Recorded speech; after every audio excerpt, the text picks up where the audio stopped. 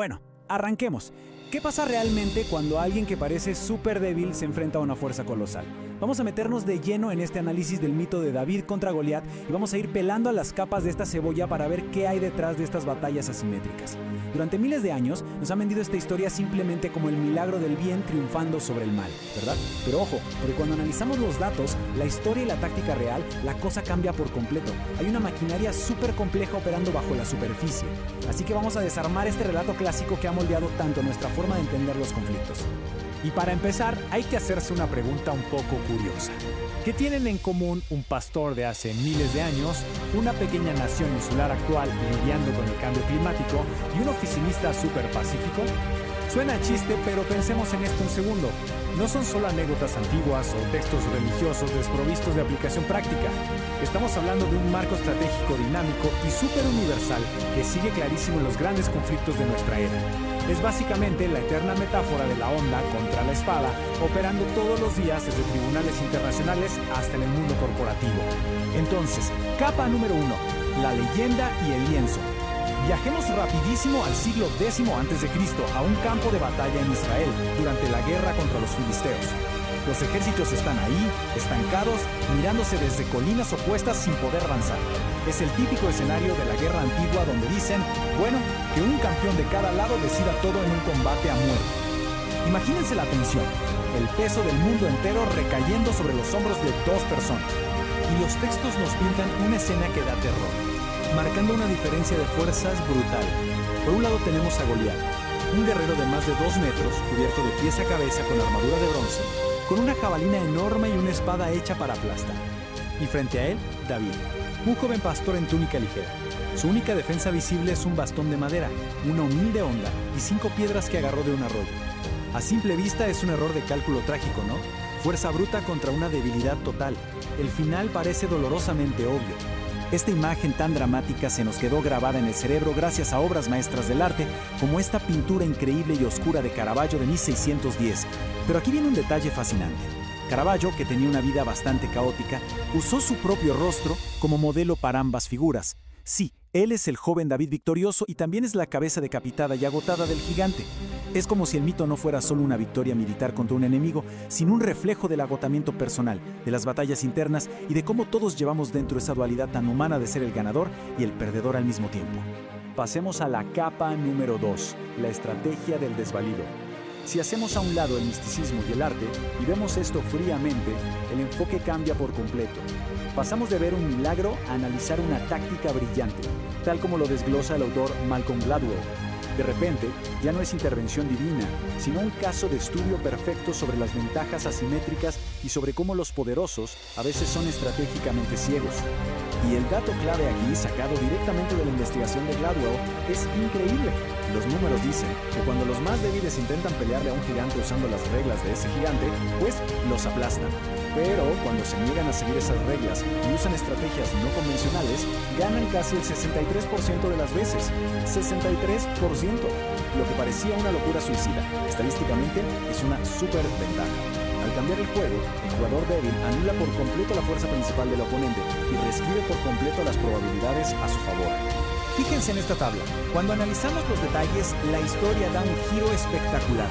Lo que todos veían como desventajas del pastor eran en realidad herramientas de precisión elegidas meticulosamente.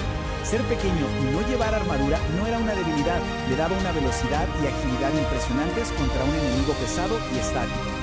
Y la onda, bueno, no era ningún juguete. En manos de un experto de la época, funcionaba como artillería pesada, disparaba piedras con una fuerza letal comparable a la de una bala de gran calibre. Esto es una clase magistral de combate asimétrico. Transformar lo que el mundo ve como fragilidad en un ataque letal que explota justo a los puntos ciegos del oponente. Vamos a la capa 3, el campo de batalla moderno.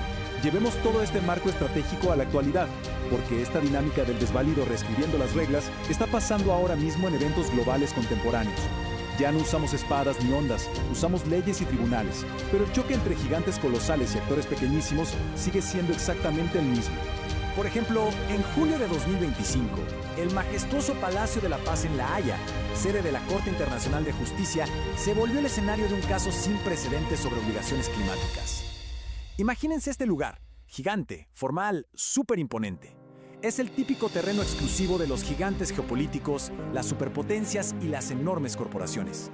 Enfrentarse a este sistema legal tan rígido se siente tan imposible como pararse frente a un guerrero de bronce en medio del desierto.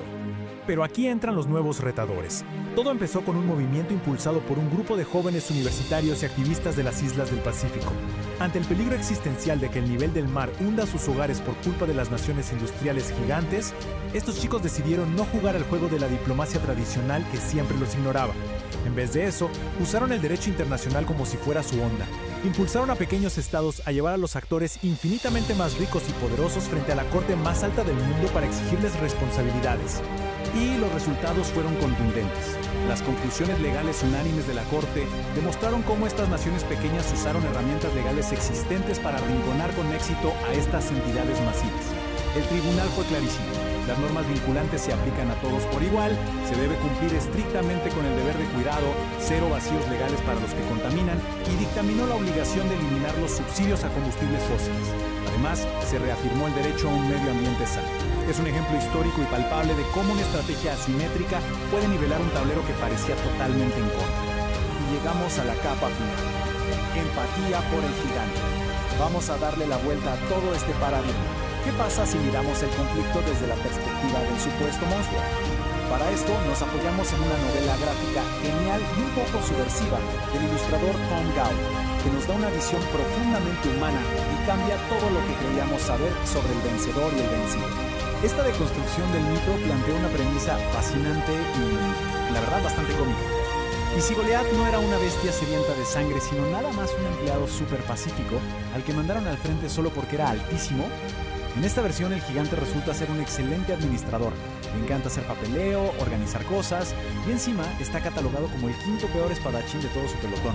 O sea, odia sinceramente cualquier tipo de confrontación física. Y al ver sus días, la cosa se vuelve súper mundana.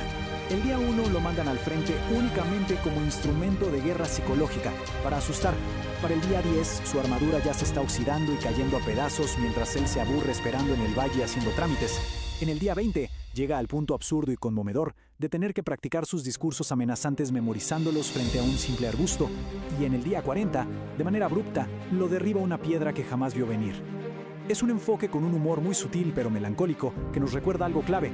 La historia siempre la escriben los que ganan y casi siempre borran las pequeñas tragedias, las circunstancias fuera de control y la humanidad de los derrotados.